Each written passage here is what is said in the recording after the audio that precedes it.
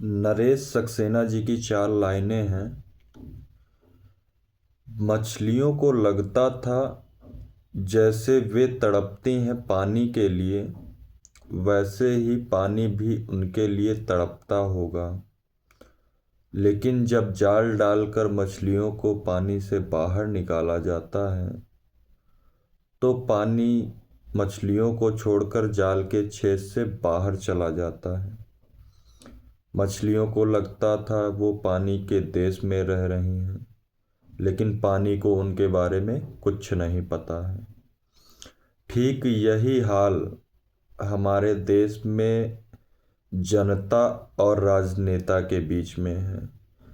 लगता है हम लोगों को कि लोकतंत्र का शासन है, लेकिन जनता के द्वारा चुने हुए राजनेता जो कुर्सी पर बिठा दिए जाते हैं, वो ठीक उसी पानी के भांति इस देश की जनता को जानते ही नहीं है कि हमारे देश में कितनी जनता रह रही।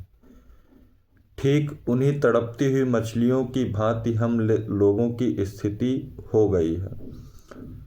और हो क्या गई है, हमेशा से रही है, वो चाहे किसी भी ज़िले में हो। इस समय बीपीएससी में जो पुनः परीक्षा की मांग के लिए विद्यार्थी बैठे हुए हैं, लगातार रोज उन पर लाठियों की बारिश की जा रही है। इस ठंड में उन पर पानी के छींटे डाले जा रहे हैं और सुबह शाम लाठियां बरसाई जा रही हैं। क्यों? क्योंकि उन्होंने एक परीक्षा की मांग दोबारा कर ली। हम इस भारत देश के निवासी हैं, हमारा अधिकार है कि अगर हमारे अधिकारों का हनन हो रहा है तो उसके खिलाफ हम आवाज़ उठा सकें।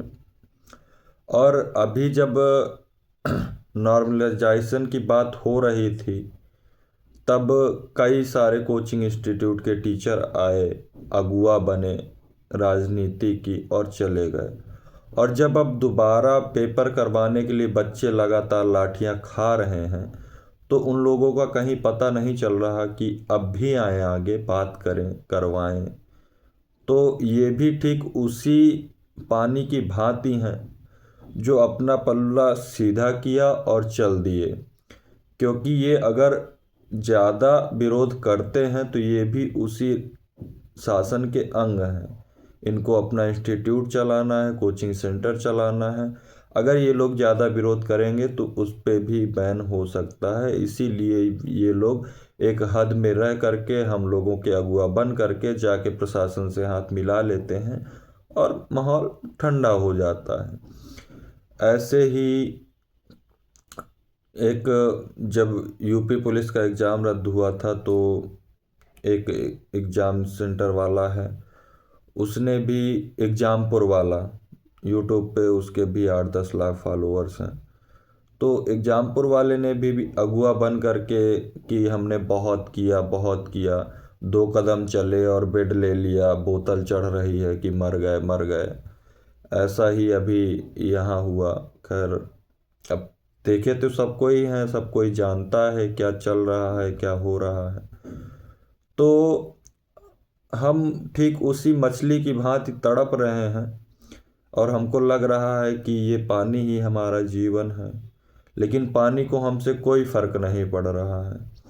जबकि अगर ये जनता चाह ले, ये लड़के चाह ले जो लाठियां खा रहे हैं शांतिपूर्वक, अगर अपने पे आ जाए तो ना कोई इन पे एक लाठी चला सकता है, ना कोई इन पे एक पानी की बूंद डाल सकता है।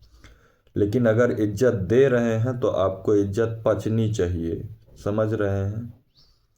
अगर अपने पे आ गए तो आप ना उनके ऊपर एक लाठी चला सकते, ना एक पानी की बूंद डाल सकते हैं। और मैं कहता हूँ क्यों खाना है इनके डंडे।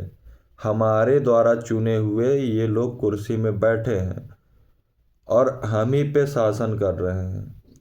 अरे पेपर दोबारा करवाया जा सकता है, जब हर चीज़ें करवाई जा सकती हैं।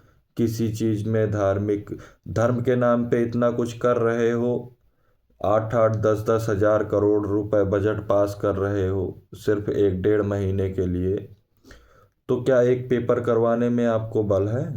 जबकि उसकी फीस बच्चे देते हैं। तो जागो, कब तक ऐसे डंडे खाते रहोगे? आगे बढ़ो, जो भी हो उसका विरोध करो। जब तक विरोध नहीं होगा तब तक कुछ बदलने वाला नहीं है।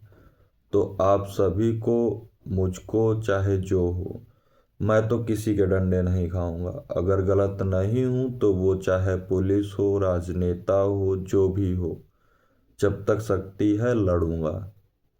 ठीक।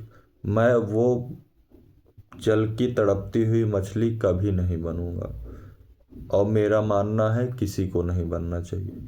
तो आप लोग जो सही लगे उसको स्वीकारिए। अगर शांतिपूर्वक नहीं सुन रहे हैं तो विरोध कीजिए। क्रांति जीवन का एक अंग है। बिना क्रांति के परिवर्तन नहीं लाया जा सकता है। उस क्रांति में कई सारी समस्याएं आएंगी, उनसे लड़ना है, जूझना है। क्योंकि मछली भी तब तक ही खुश है जब तक पानी के अंदर है। बाहर निकली तो खत्म। तो हमें जब तक रहना है इस देश में तो कुछ ना कुछ तो करना पड़ेगा, चाहे वो जैसा हो। कृष्ण ने भी कहा है, चार उपाय होते हैं, चारों करो, चाहे जैसे हो।